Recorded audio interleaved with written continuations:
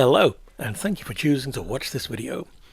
This video features more kit bashing used in the making of some of the models in the TV series Thunderbirds. The production requirements for sets, puppets, and models were gigantic.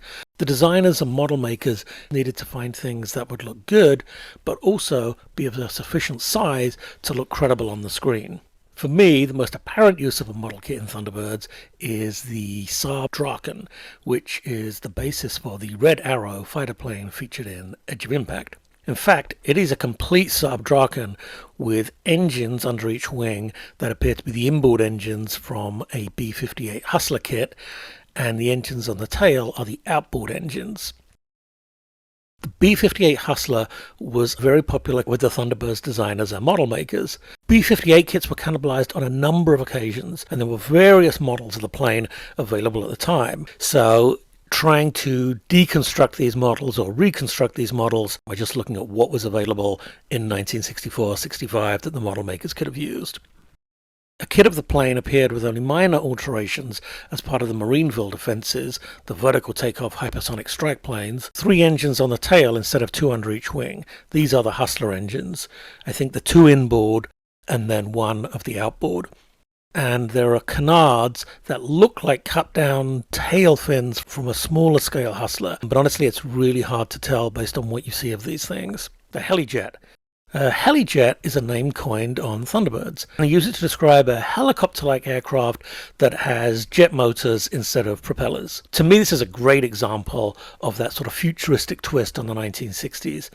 And helijets appear throughout the series in several episodes and several different types. The heavy helijets, as I refer to them, that appear in the series most often, probably all the same model, because you only ever see one at a time. They all have different paint jobs, but otherwise they look to be the same model. And this model is a classic example of kit bashing, and it looks great. The helijet fuselage is made from 2 32nd scale Husky helicopters, and they're sort of stuck back to back. The engines are then B-58 engines. There are 2 clusters of 2 which are attached by the kind of V-shaped pylons from the top of the Husky. The rear doors from the Husky are used to form a shape above the top of the cockpit. The big triangular tail assembly is wings from the B-58. And at the top and bottom of the fuselage are pieces of the Atlas booster from the Everything Is Go kit. The undercarriage legs are the tail booms from the Husky kit. The Husky has 2 booms, and the tail end of those booms are used for each leg, and then the landing gear, the skids themselves, are also from the Husky. I'm not sure where the little stabilizer wings at the back are from. They look like maybe a 72nd scale World War II fighter, like a P-40 or an ME-109. It's really hard to tell, and they're so nondescript. Honestly, they could be anything. But please write in the comments if you know where they're from. Brink of Disaster features a monorail accident, and there are these helijets that patrol the track, and these are a variant of the Husky kit, and this again uses the Husky body. It's lengthened somewhat, but otherwise it's pretty much all there. The tail assembly is the back half of the fuselage and tail fin of the Hustler, and the vertical tail planes from the Husky are also used sort of at midpoint in the fuselage. The landing gear and skids are exactly as they are in the Husky. There's a scene in Trapped in the Sky where you see the Air Force doing some target practice, and a plane you see in that sequence is UN-10 on the side, so we'll call it the UN-10 fighter plane. And the fuselage of this plane is a Hustler, including the tail fin. The wings seem to be Hustler tail fins that have been cut off, and they're attached to be each wing, and what looks like the horizontal stabilizer, an F101 Voodoo, probably a 72nd scale, probably the Frog kit.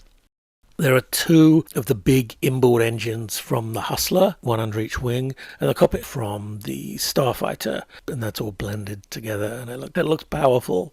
The B-58 engines also appear on the TX-204, which is a sort of heavy transport plane. And one of the things I love about this is that the sort of big bomber of the time was the B-52, and that had sort of 2 clusters of 2 engines under each wing, and this has a cluster of 3 engines under each wing, which just is, again, a futuristic twist on something we're used to seeing. And this also has engines from the Hustler. There's 2 on the tail, and there's 1 on the end of each wingtip. And it's just a great bit of design. It just looks really good. It looks really practical. I just love this plane. Love it, love it, love it. 10 out of 10. Use of the Hustler kits was not limited to aircraft.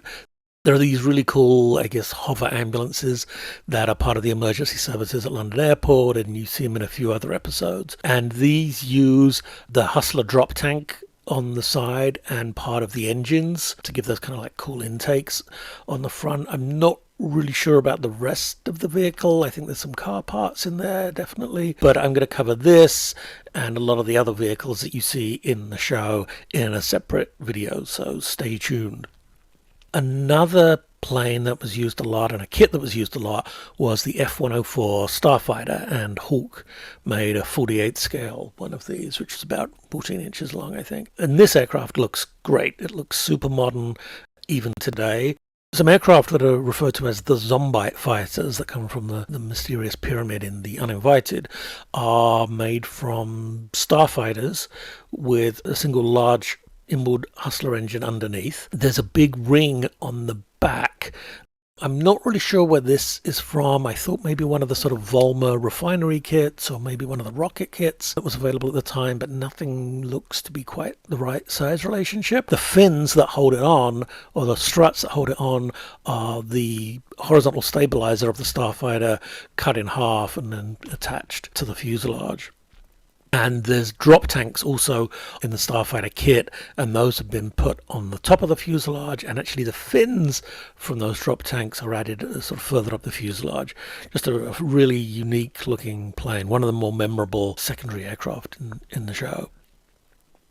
There are some air-sea rescue planes that you see that go in search of a missing Fireflash airliner. These use the Starfighter fuselage, and the wings, this took a bit of research, but the wings are Hustler tail fins that have been cut off, and they're attached to each wing. The tail planes are the triangular wingtip parts off of the Saab Draken put on at an angle, and the sort of pod thing underneath is most of the Atlas booster from the Everything Is Go kit. The tail fin looks to be another tail fin from a B-58 cut off and put at a slight angle, and there was some scratch building to sort of fill that in. There are planes that I think are identical to these that appear in the Imposters in part of the Navy search, and I think they're the same models with a different paint job, but they certainly look like the same aircraft. Also in the Imposters there are these sort of blue and white fighters that appear to be Starfighter fuselages with the Hustler drop tank, a Saab Draken tail, and Voodoo tail planes. They're seen sort of fleetingly, so it's a bit hard to tell. The Cham Cham features fighter planes from an unknown enemy territory, and these are once again the Starfighter fuselage. Tail fin is from the Saab Draken, and the tail planes again look like the wingtips from the Saab Draken put on at an angle. The wings themselves are the wings from the Starfighter, and I think the bent down tip look like half of the horizontal stabilizer from the tail of the Starfighter cut in half, and then each half added at an angle to the end of each wingtip. The nose is a bit unusual. It looks like they were going for what I've learned is called an inlet cone. So look at a MiG-21 or the British Electric Lightning and you'll kind of see what that is. And it looks like on this they sliced off the front of the Starfighter, and then the actual pointy bit that sticks out is the nose from a Saab Draken kit. Really unusual, cool looking plane. Edge of Impact also features the competitor to the Red Arrow, and you don't see this a lot, but it's a cool looking plane. Starfighter fuselage, her Hustler tail fin. The rear stabilizers are also probably slightly smaller scale, but they look to be Hustler tail fins as well. The wings are Hustler wings that have been cut down along the line of where the inboard engines are attached. So that sort of inner piece has been removed, making the wings smaller, and they've been attached. And the weapons pods that are underneath each wing look like a actual sort of firing weapons pod from a Lindbergh Saab Draken kit, and there's one of those under each wing. There's a scene at an air show in the Duchess assignment, and you see this fighter plane that comes into land on this larger carrier aircraft. And from the top, where you see it at an interesting angle, the fighter plane looks like an F101 Voodoo, just sort of straight out of the box. But in the side view, you can tell that it isn't. It's a Starfighter fuselage, but the tail fin is from a Saab Draken. The wings and the horizontal stabilizer are from the Voodoo. The drop tanks that you see appear to be the same drop tanks that you get with the Voodoo kit. So there's a lot of educated guesswork in this. I know there are some scratch builds out there where people have documented what they used to build what amounts to perfect studio replicas, and hats off to those people. The only way to know for sure is to get the kits and try and put them together the way the visual effects guys did 6 decades ago.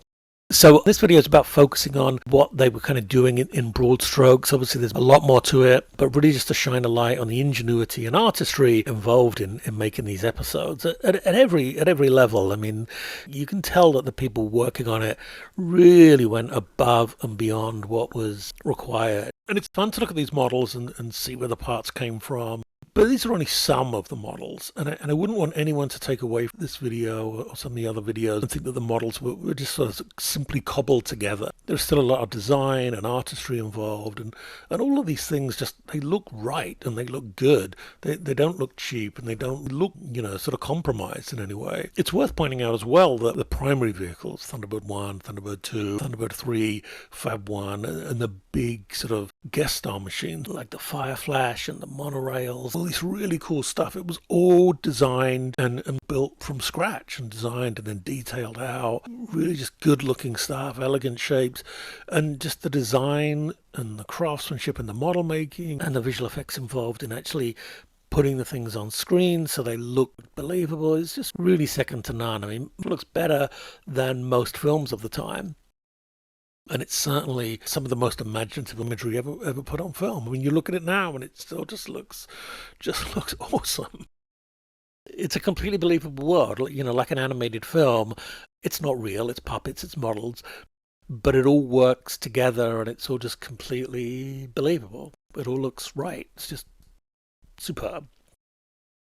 So that wraps it up for this video. Please feel free to comment and hit the like button and the subscribe button if you're interested in seeing more, and check out the website. Please tell your friends if you think they'd enjoy some of this stuff. It all helps the YouTube algorithms to keep the channel successful. So again, thanks for watching. More to come. Bye bye.